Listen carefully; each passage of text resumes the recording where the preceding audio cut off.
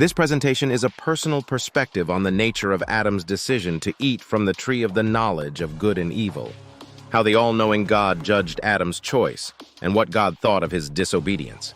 What would life have been like for mankind if Adam had not chosen as he did? And how does Jesus Christ stand in as the last Adam?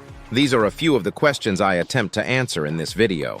The defeat of death is a necessity for Christianity because death was the sanction for Adam's actions in the Garden of Eden. Jesus, as the last Adam, is crucified for this transgression and for all transgressions engaged in by mankind since that time. That is, he suffers the fate due mankind for having its eyes opened to sin.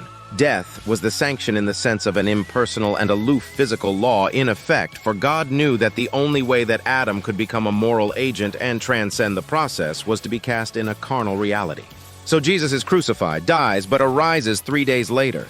This is my central thesis. God grants Adam his choice, but he does so in the most palatable manner available, yet the most worthwhile for Adam.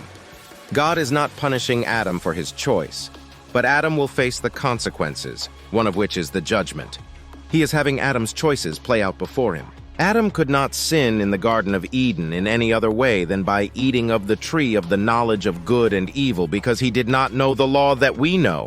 He knew the command not to eat of the tree of good and evil, but if we try to interpret his actions, we are led to conclude that he may not have understood even that. Eve, talking to the serpent, does not bring up the subject of disobedience to God by violating his command. She talks instead of the effect of eating the fruit of the tree. The tree is the central focus to Eve, and I think we may conclude to Adam also. But the concern to God is the disobedience and what it portends in eternity. So this issue must be dealt with, but not by punishment, but by instruction through consequences. Jesus Christ as the last Adam suffers a horrendous ordeal that anyone would say is sufficient recompense for any merely human sin or even collection of sins. Therefore, the sin debt is richly paid by the last Adam. Now the question, how can Christ be Adam? Adam was God's creation. Jesus was a descendant of Adam, but he, as Christ, was also a direct descendant of God. That is, Jesus was God's direct creation just as Adam was. But how does Christ defeat the grave? Adam's great problem was not that he was disobedient to God so much as that he violated an inexorable natural physical law or logical consequence, for Adam was but a spiritual child from whom very little could be expected. In fact, God pointed out the tree, commanded that Adam not eat from it, and provided the natural law consequence, and Adam chose the tree anyway. Hence, from Adam's point of view, God's command was taken more as a warning not to eat from the tree because of the dire consequence.